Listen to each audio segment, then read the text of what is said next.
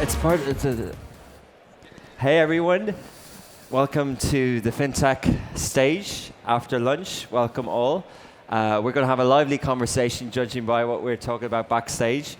So on my right, Antonio runs. So the panel obviously is establishing a FinTech or a regional ecosystem around startups, and you do this in Portugal, and Your Excellency, you do this in Qatar.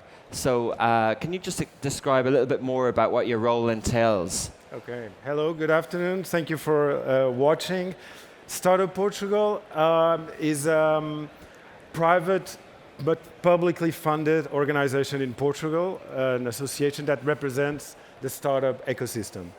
And so we deal with the whole stakeholders of this ecosystem, and our role is to translate the needs and the challenges of the field and help the government to deploy the strategy for entrepreneurship. So we deal with startups, with founders, with investors, with incubators, with universities. We feel their necessities and we transform that into actual measures in order to improve entrepreneurship in Portugal. Excellent. And Invest Qatar? Yeah, thank you, Richard. So in a nutshell, I mean, Invest Qatar is an investment promotion agency in Qatar. So we promote investment. We also facilitate, so we help businesses when it comes to business development, navigating the regulatory landscape, finding partners, and generally looking at the business and being more of an enabling factor in helping that business establish and grow in Qatar. We also have a large role when it comes to policy advocacy, so understanding the challenges. If it's a specific challenge to a business, we try to resolve it. If it's more systemic, we advocate for policy and regulatory reform, as well as we manage and apply incentives, both regulatory, fiscal, and financial incentives across the various platforms in Qatar. And it also looks like you're both obviously host nations of Web Summit, one of few host nations around the world.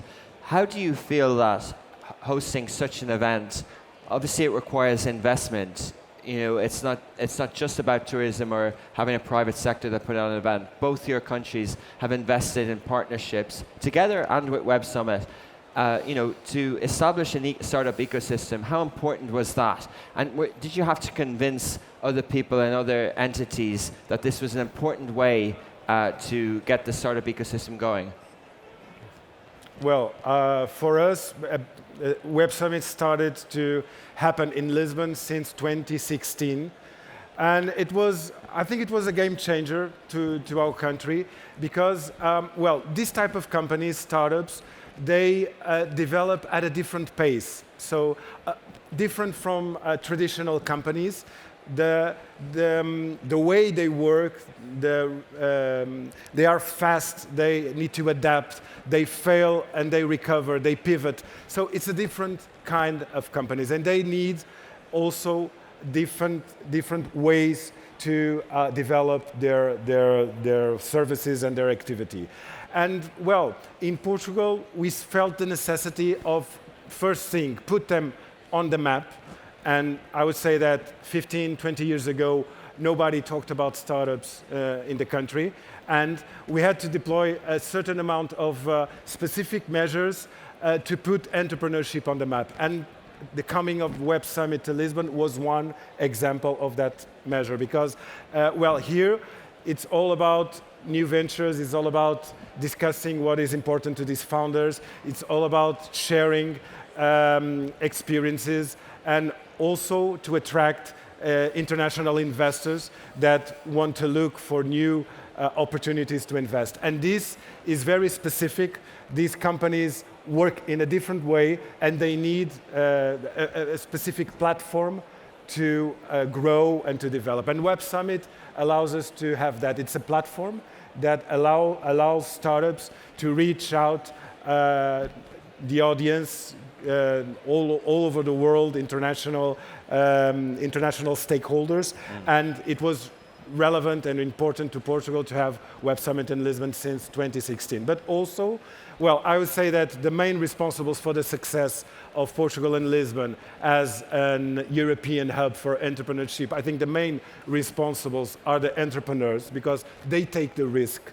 they bet their lives into the startups, but also we had some relevant public policies that, along with the coming of Web Summit to the country, were really important to put entrepreneurship on the map. And these helped. Like in the United States in the 40s, Silicon Valley started with public policies on the defense side to bring startups, technology, universities, and investors together. We also had that path in Portugal to gather this community and to make it happen with public support and public policies. Interesting. And Your Excellency, as well, talk a little bit about that, about convincing and establishing Web Summit, but also what is Invest Qatar's strategy for building and thriving fintech and startup ecosystem? Yeah, for sure. I think, look, Invest Qatar generally, we're size agnostic when it comes to the services that we provide. We help businesses both small and large. But I think the most, meaningful projects, or one that we really get personally invested in, are usually the startups. A person who has an idea, who then works on executing upon it and see that materialize. I think there's nothing as satisfying as being close to that founder and to that business and seeing it or being part of its success journey here in Qatar. When it comes to hosting an event like Web Summit, I think there's no substitute to human interaction when it comes to business. You need to build that trust. You need to come, see the environment that you will be working in, that you'll be engaging in, meet people, share ideas, and develop ventures. I'll share a small story. Last year I participated in the Web Summit, and we had this discussion backstage, as we usually have with the moderator. And she was a journalist from a widely known mainstream media outlet. I'll not name her or name the outlet, and I was discussing with her how new forms of media, where basically the journalist becomes a brand. He can share his story. He can develop his own platform, whether it's podcasting or journalistic activities. And I told her, before going on stage, why don't you start your own business? And I actually met her today, and her business is up and running. It's growing here in Qatar. She created her own brand based on her personality, and I think it's these success stories, I guess, that is a testament to what the Web Summit brings in terms of that level of interaction and engagement, and we're making the best of it. When it comes to I think the fintech ecosystem, if you look at Qatar, we have a population that's highly engaged when it comes to technology, high levels of internet penetration, 5G available across the country.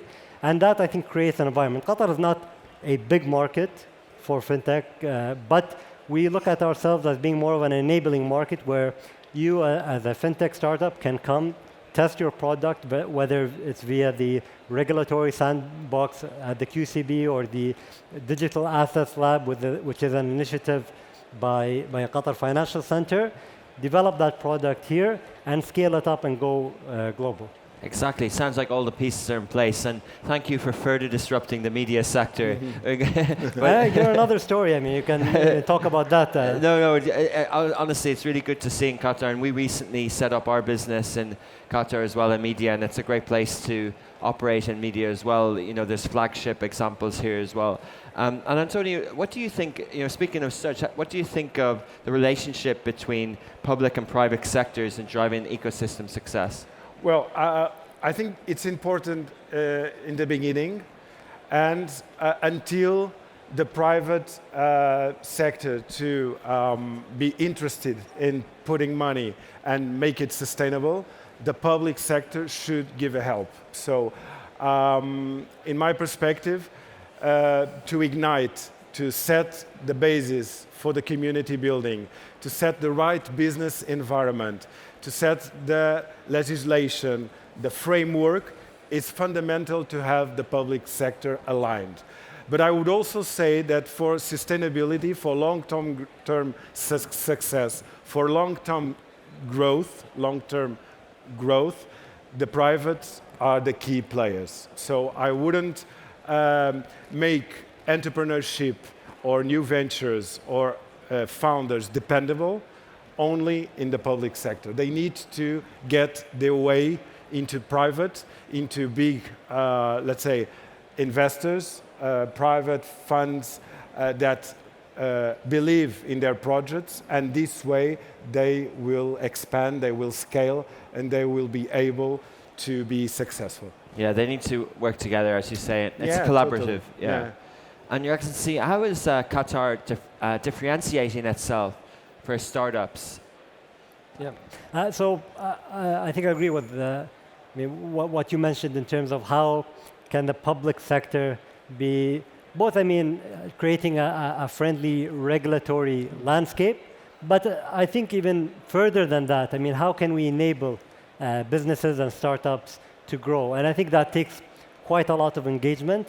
If you look at the initiatives that we've launched last year that are already bearing fruit, both in terms of the QIA Fund of Funds program, we launched as well the Startup Qatar initiative, which is a collaboration between around 10 entities from incubators, accelerators, licensing platforms, and Invest Qatar, which is coordinating that initiative.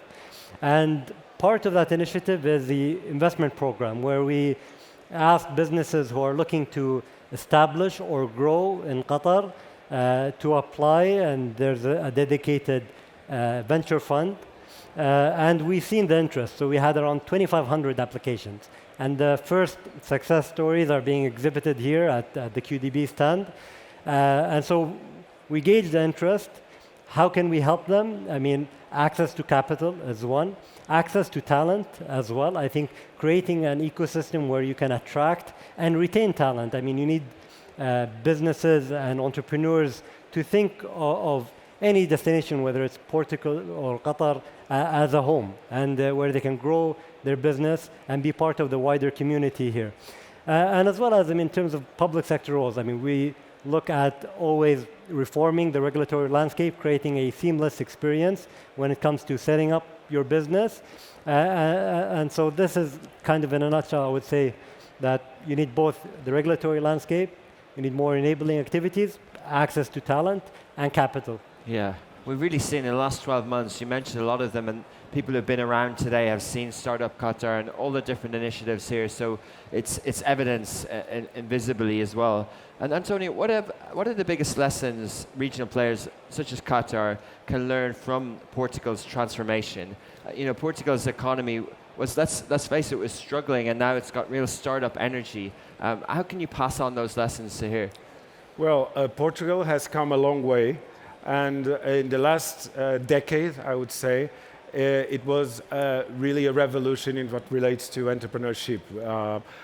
If we think, I would say, 10, 12 years ago, the average investment by foreigners in Portuguese startups a year was not more than 50 million euros a year. And in 2021, we reached the record high of $1.5 billion invested by foreigners in Portuguese startups. So it's an incredible growth. In the last year, for instance, we started Portugal. We mapped the Portuguese landscape and ecosystem. So we identified the local startups and the investors and universities. We had a growth of 16% in the number of startups in Portugal and 147% in the investment in these startups, raised by these startups. So it has been, Portugal and Lisbon are one of the main European destinations. I think they are in the top 3 destinations in digital nomads. So it's kind of a mixture between, let's say, work-life balance, culture, inheritance, way of doing business, and also conditions to attract businesses and entrepreneurs. So Portugal is a well-recognized internationally to be a good place to live. We have 300 days of sunshine a year. We are a safe country. We speak English very well. We are in the top 7 ranking worldwide in English proficiency. Our universities are also ranked internationally. But that is not enough. So we need to put on the table additional arguments for businesses to be made in the country, for attracting entrepreneurs and talent. And so we start by creating a startup definition 2 years ago, we launched a new startup law that clearly states and legalizes what is a startup. We had, well, imagine in Europe, there are a lot of countries that don't have that definition in place. How can you support these types of companies without knowing exactly what are their attributes, their characteristics? So in Portugal, we have a legal definition for startup, and this allows public funds to be deployed specifically to these types of companies. And then, after we have this definition, because we don't like to define legally everything just for that, we have to have a practical sense for that, we launch a fiscal regime for stock options, which, as you know, is a very important instrument used by startup founders to remunerate their workers.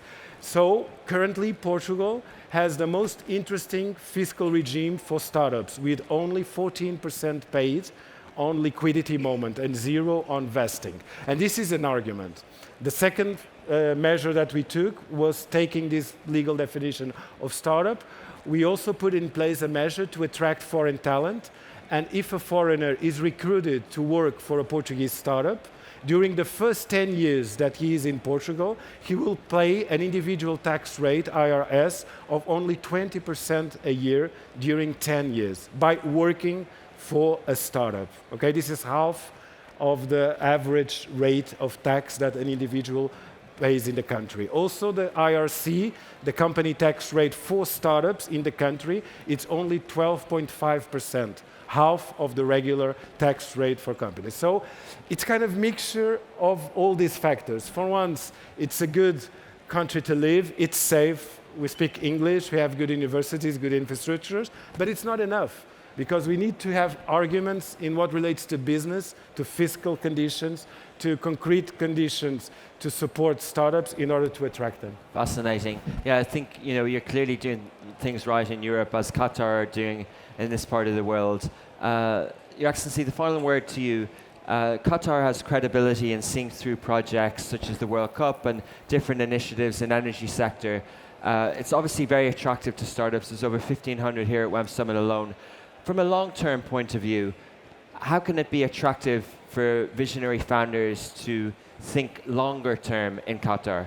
Yeah, so I mean, definitely I think we see an increase in momentum across the region. You have young populations, fast-growing and developing economies, and with that, I think a more vibrant startup ecosystem. Obviously, we are investing in various programs, whether it's the Fund of Funds program, Startup Qatar, many other initiatives to help enable startups to start and grow in Qatar. Now the question is, how do you sustain them long term? The equation, you will always lose startups along the journey, right? Whether they consolidate, get acquired, and some of them will move to larger markets. But I guess the positive equation is, how can you create new startups that I think substitute any loss, and that has to be an ongoing process. But also, how do you enable them as well to access markets, not just regionally, but globally? And there are various initiatives. When we go and engage in external events, we bring a number of domestic startups with us to explore technology partners, new markets to access, and help them outgrow, I would say, the Qatari market. And I think that is a sign of success. Now, as long as they have a value that they will continue to grow in Qatar, but also grow across the region and abroad, I think that's always positive, and we'll always support that. Fascinating. Well, it's great to see in both countries there's established initiatives to help startups. So thank you for sharing all your expertise on the panel today, and unfortunately we're out of time. Thank you very much. Thank you.